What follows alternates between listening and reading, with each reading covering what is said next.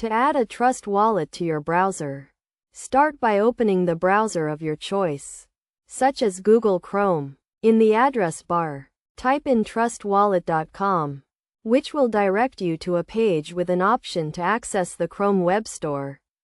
Click on this option, and you will be redirected to the Chrome Web Store, where you should select Add to Chrome and then Add Extension.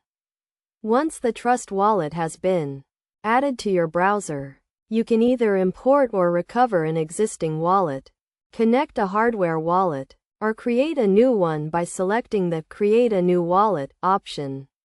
After completing the necessary steps, you will have successfully set up a new Trust Wallet.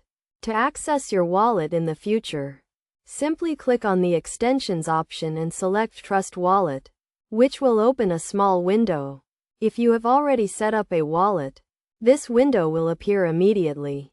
Otherwise, you will be directed to a page to create or recover a wallet.